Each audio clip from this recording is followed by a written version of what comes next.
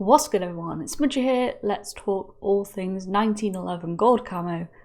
Pretty easy gun to get gold, like most of the pistols. This is pretty much what I ran in hardcore ship house. I did the entire thing, but I did level it up until about level 35 using the zombies method. I didn't run a barrel with it because none of the barrels, I think, add anything of any worth, and this full auto was so much recoil, it's just not worth it. An optic, I did run the 2.5 as usual, but that's more personal preference. But this is pretty much what I ran in terms of attachments on most of it. Let's jump straight into the challenges and waste no time. First up, you do have 200 eliminations, nothing to worry about, easy as. And then we have 50 headshots. Again, pretty easy. I'd be surprised if throughout the entire grind for these camos you don't manage to shoot 50 people in the head. As always, you can do a few little things here and there, consciously centering your aim upwards, shooting AFK players in the that haven't noticed you're there in the head instead of just killing them. You know, there's little things you can do, but I'd be very surprised if you don't hit 50 headshots. And then we have 50 multi-kills. Again, if you're in hardcore ship house, this should come pretty easily. And there should be at least one game in Das House where spawns flip and you have the opportunity to kill an awful lot of enemies very quickly. If you are struggling, the 2 kills or 2 or more kills don't have to come all from this pistol. So if you get a kill with a grenade and then shoot someone with a pistol shortly afterwards, it will count as a multi-kill towards this challenge. Similarly, if you shot someone with your primary and then switched to this, it would count also. And then we have get 5 kills without dying 30 times. People think it's a lot trickier than what it is. Bloodthirsties are incredibly easy in this game. You can get them all with a pistol, it's completely doable, especially in hardcore.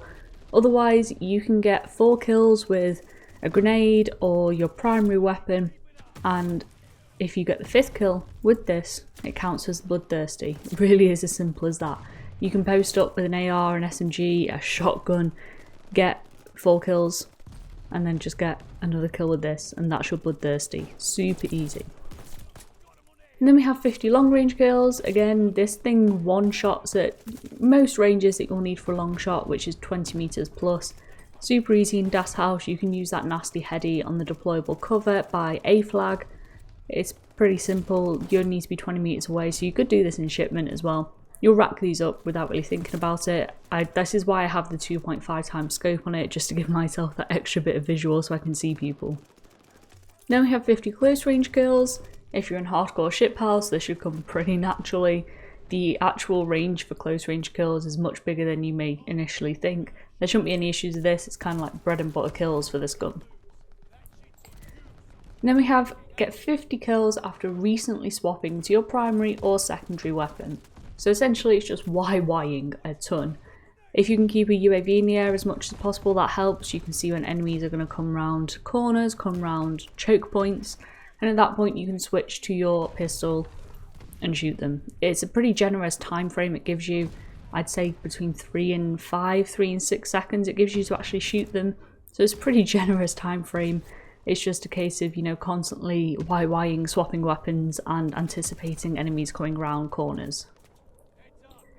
And then we have get 50 ADS kills with the Gracie Short number 2 barrel, the .30 Russian Short 8-round mags, and the steady trigger.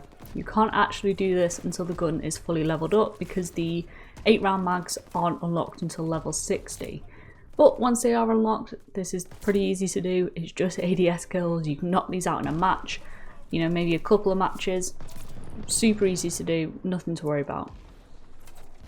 And then we have get 50 kills without taking damage with the full auto barrel, the .45 ACP 18 round mags, and the steady trigger again.